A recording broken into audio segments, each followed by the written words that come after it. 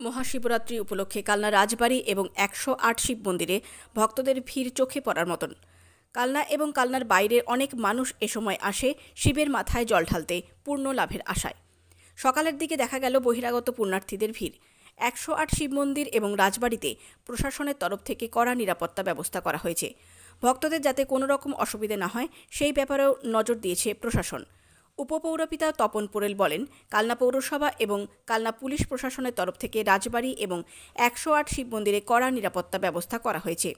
ভক্তদের কথা ভেবে আর খোলা ডিপার্টমেন্ট থেকে লক্ষ্মীর বাড়ির ভিতরে যে শিবের মূর্তিটি ছিল সেই মূর্তিতে জল ঢালবার জন্য বন্ধ করে দিয়েছিল সেটি খুলে দেওয়া হয়েছে। কালনা থেকে সৈয়দ আবু জাফরের রিপোর্ট, সাম্যজিৎ নিউজ।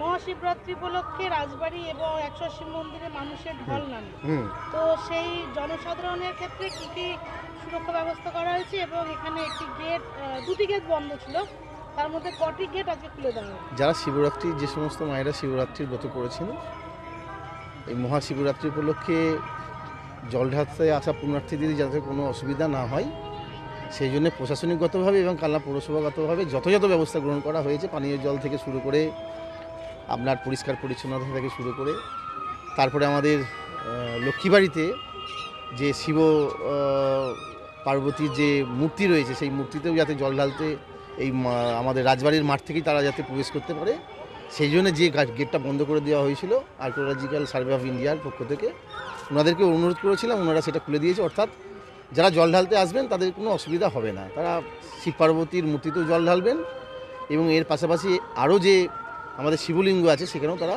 জল ঢালতে পারবে, অর্থাৎ মায়েদের কোনো অসুবিধা হবে না। এখন তো সবে তো শুরু হলো, আপনার হচ্ছে গিয়ে কী বলবো, লগ্ন আমাদের যে সেই যোগটা সবে শুরু হলো।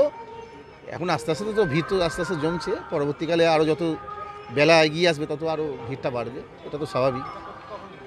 কত বছর ধরে শিবরাত্রির দিন এই ১০৮ শিব মন্দির এবং রাজবাড়িতে জল ঢালতে আসে? আমার এই বিয়ে হয়েছে ২০ বছর।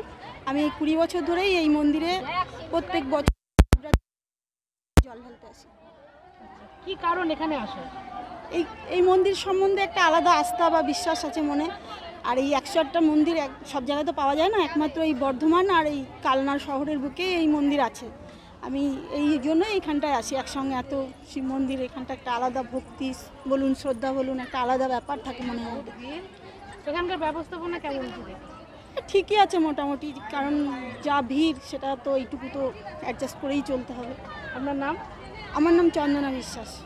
ঠিক আছে, হ্যাঁ ঠিক আছে। বলছি যে আপনি কোনখান থেকে এসেছেন এবং কোথায় এসেছেন? আমি এসেছি কৃষ্ণনগরের পরের স্টেশন বাতকুল্লা থেকে। হ্যাঁ, বাতকুল্লা থেকে এসেছি কালনা ১০৮ মন্দির দর্শনে। আচ্ছা, এটাই কি প্রথমবার আসা? হ্যাঁ, এটাই আমাদের ফার্স্টবার। জল ঢালতে এসেছেন?